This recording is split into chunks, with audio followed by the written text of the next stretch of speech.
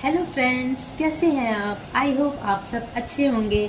आज मैंने थोड़ा लेट ब्लॉग शुरू कर रही हूँ। एक्चुअली अभी शाम के 5:30 बज रहे हैं। आज मैं लेट ब्लॉग इसलिए भी शुरू कर रही हूँ क्योंकि आज अनुज को जाना था कहीं बाहर, शहर से बाहर, बॉम्बे से बाहर।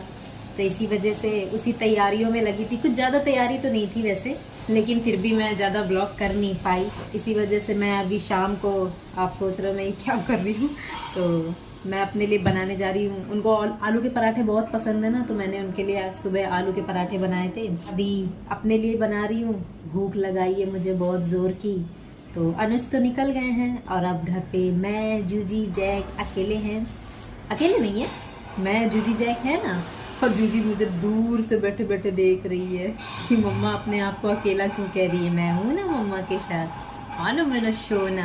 आज का व्लॉग हो सकता है थोड़ा सा बोरिंग हो, आपको अच्छा ना लगे, और बहुत सारे लोग तो बस इतनी सी मेरी बात सुनकर स्किप कर देंगे, बाहर निकल जाएंगे, मेरा पूरा व्लॉग नहीं देखेंगे। लेकिन आज मैं आप लोगों को एक बहुत ही इम्पोर्टेंट बात बताने वाली हूँ। कुछ सीक्रेट्स बताने वाली हूँ, पतियों के बारे में जो सीक्रेट्स होते हैं, मैं उसी सीक्रेट्स की बात कर रही हूँ। जिन लेडीज़ों की, मतलब जिनकी शादी नई नई हुई है या फिर काफ़ी टाइम भी हो गया है। एक्चुअली शोर बहुत आ रहा है, सामने बिल्डिंग में काम चल रहा है ना, तो फिर भी मैं कोशिश करूँगी कि मैं थोड़ा तेज़ बोलूँ ताकि आप लोगों को मेरी आवाज़ सुनाई दे। सीक्रेट क्या है, ये मेरा अपना एक्सपीरियंस है, जो मैंने एक्सपीरियंस किया है। तो सीक्रेट यही है कि मतलब सबसे ज़्यादा आप अपने हस्बैंड को आप कितना जानते हो। हम दोनों एक दूसरे को ना बहुत अच्छे से जानते हैं और काफ़ी हद तक एक दूसरे की बात मानते भी हैं, समझते भी हैं। तो हमारा जब भी कुछ भी करने का मन करता है ना, हम कभी एक दूसरे को रोकते नहीं हैं, सबसे पहली बात। और रोकना भी नहीं चाहिए, क्योंकि बार बार किसी चीज़ के लिए टोकना, रोकना, ये अच्छा नहीं होता है। ना इसे मैं अच्छा समझती हूँ और ना अनुज अच्छा समझते हैं। तो हम दोनों शायद इसीलिए हैप्पी हैं, खुश हैं और अच्छी लाइफ जी रहे हैं। देखो, सुख दुख तो हर किसी की लाइफ में लगा ही रहेगा, कभी ख़त्म होने वाली चीज़ नहीं है ये।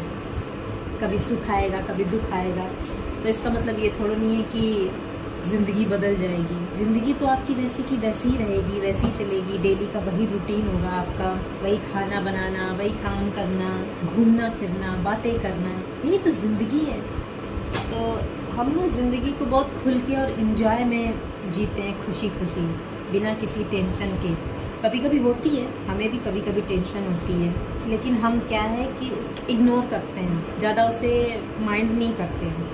क्योंकि देखिए, चिंता करने से वो चीज़ हल नहीं हो सकती। जो होना है वो तो होगा ही। तो आप अपने हस्बैंड्स को, मैं दोनों से ही कहना चाहूँगी कि अगर आप दोनों एक दूसरे को बहुत अच्छे से जानते हो, बहुत अच्छे से समझते हो, आपकी बॉन्डिंग अच्छी है, मतलब सब कुछ आपके बीच में अच्छा है, तो जाहिर सी बात है आप एक दूसरे की खुशी का ख्याल रखोगे, एक दूसरे की जो भी बात होगी उस बात को मानोगे।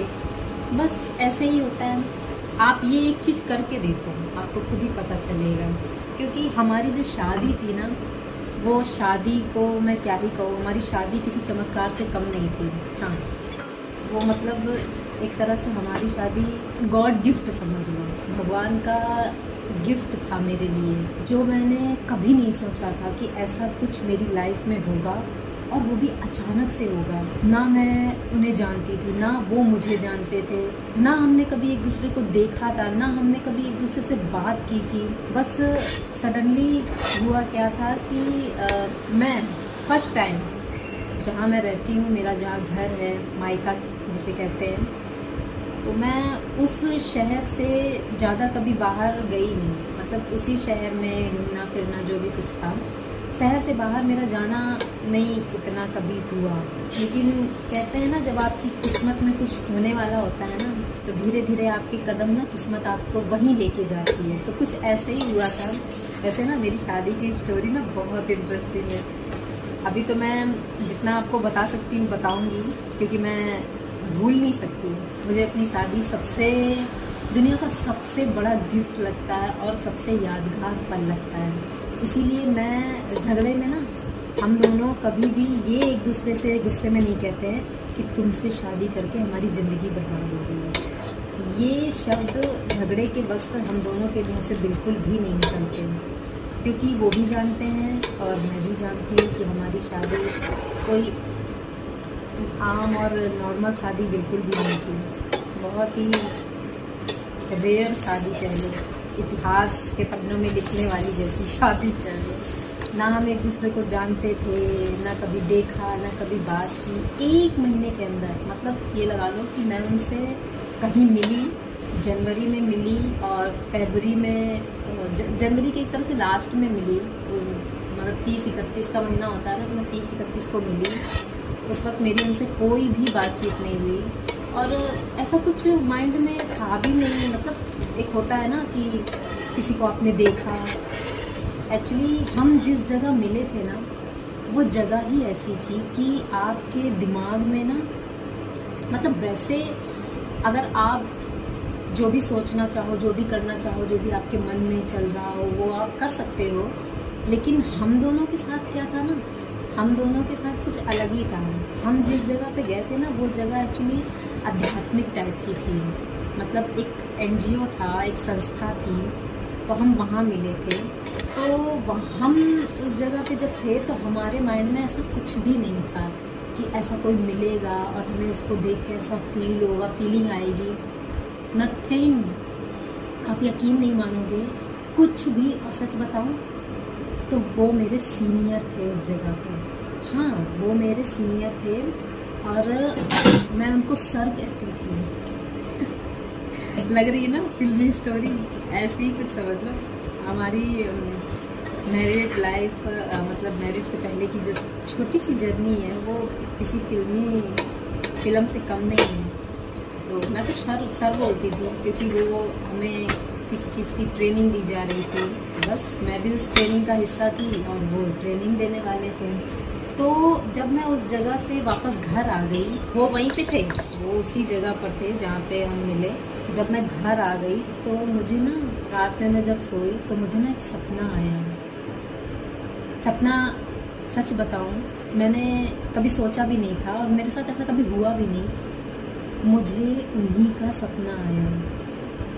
हाँ, जबकि ना कोई बात हुई, कुछ नहीं हुआ। बस हाँ, जाते जाते और जिस वक्त फॉर्म भरे जा रहे थे, बस उस वक्त ये बोला कि आप भी अपनी, जब आप घर जाना तो अपना फ़ोटो वगैरह और ये चीज़ें मुझे व्हाट्सअप कर देना। मैं कहा ठीक है, कर दूँगी मैं घर जाकर। तो मुझे सपना आया और सपना मैं आपके साथ शेयर नहीं करूँगी, क्योंकि ये सपना मेरा सीक्रेट सपना है और बहुत ही खूबसूरत है। बहुत प्यारा सपना था और वो ऑलमोस्ट सुबह का ही था। मतलब वही लगा लो 4 से 5 के बीच का सपना था। तो 4 से 5 तो मैं उठती नहीं थी, मेरी आदत थी लेट उठने की। 8 से पहले तो मेरी नींद खुलती भी नहीं थी, चाहे मैं जल्दी सोऊं चाहे मैं लेट सोऊं। मैं जैसे ही उठी ना, मैं उठी नहीं, मतलब मेरे पास फ़ोन आया, इन्हीं का फ़ोन आया, अनुज का ही फ़ोन आया, अनुज सर का फ़ोन आया। और फ़ोन की बेल बजी और मेरी आँख खुली। मेरे को अचानक से सुबह सुबह किसका फ़ोन आया, सर, अनुज सर के नाम से मैंने मैसेज कर रखा था। एकदम से फ़ोन आया तो मैं तो घबरा गई, मेरी तो हार्ट बीट बढ़ गई। मैं कहा क्या हो गया, सुबह सुबह फ़ोन आ गया, ऐसा क्या हो गया, मेरे से कोई गलती तो नहीं हो गई है, मैंने तो ऐसा कुछ भी नहीं किया है। फिर मैंने ना फ़ोन उठाया, फिर बात हुई, वही उसी काम से रिलेटेड जिस चीज़ के लिए मैं गई थी। फ़ोटो कहने लगे कि अरे आपने फ़ोटो नहीं भेजी। तो मैंने कहा हाँ, अभी एक्चुअली हम लोग शाम को घर लेट पहुँचे, थक गई थी मैं। कहते अच्छा ठीक है, कोई नहीं, फटाफट भेज दो, मुझे सबमिट करना है वो। तो मैंने कहा ठीक है, मैं भेज देती हूँ।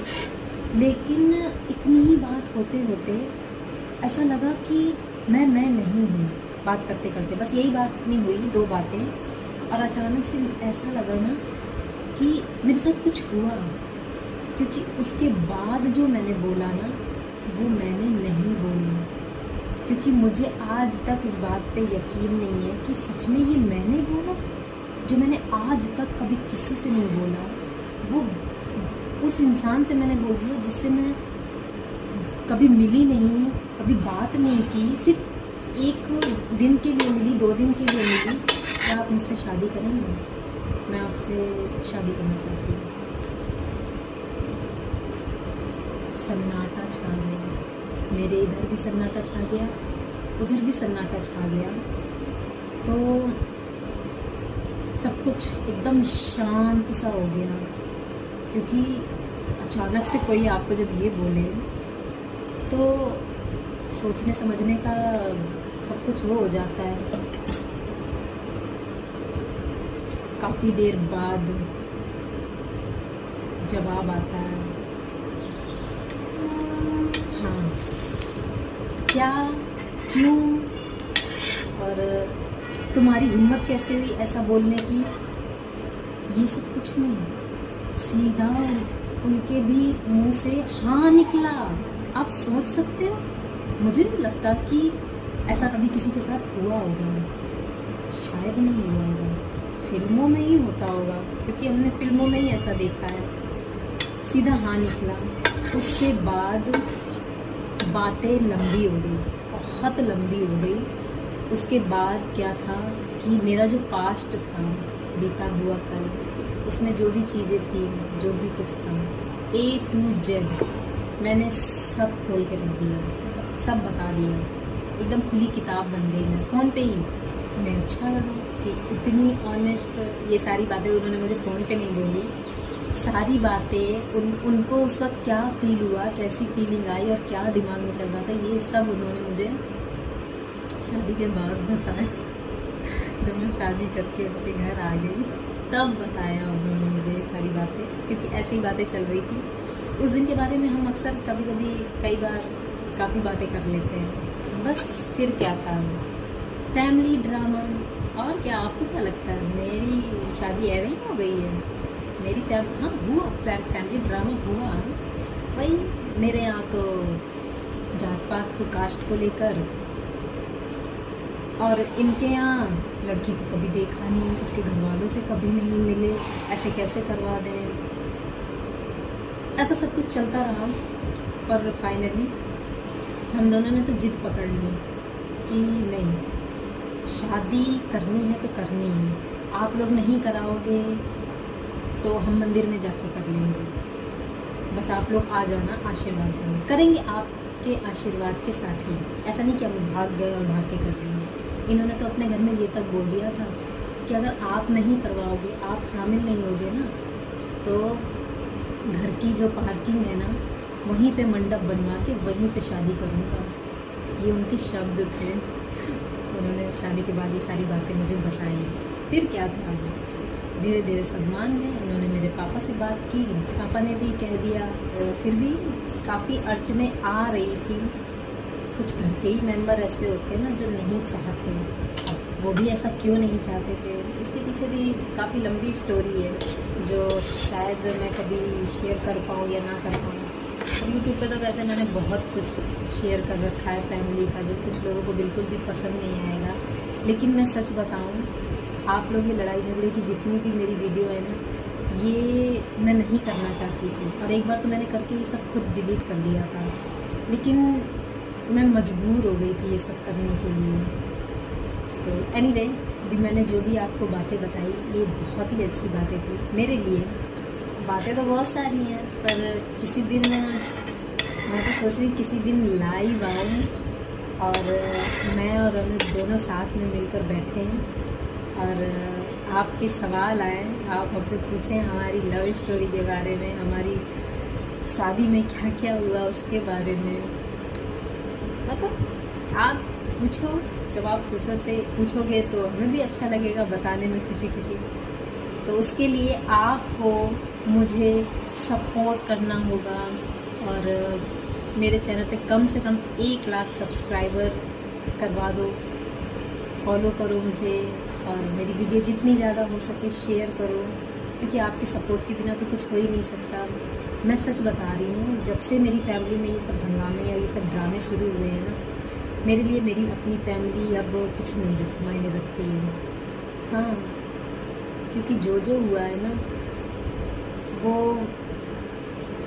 रूह कांप देने वाली, जैसे ना आपकी आत्मा को झकझोर देने वाली चीज़ें हुई हैं मेरे साथ। अब आप मेरी फैमिली हो, इसीलिए मैं आपसे इतनी सारी बातें शेयर कर रही हूँ और आगे भी करती रहूँगी, क्योंकि अब तो हम फैमिली हैं और फैमिली में तो खुशियाँ बांटना, खुशियाँ देना, ये तो चलता ही रहता है।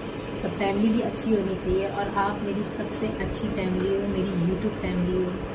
तो मैं आप सबको स्पेशली यूट्यूब को थैंक्स बोलना चाहूँगी कि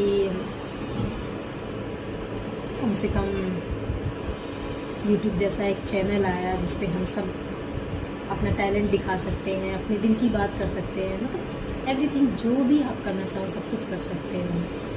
तो बस आज मैं ज़्यादा कुछ नहीं कहूँगी, नेक्स्ट ब्लॉग में मिलूँगी आपसे।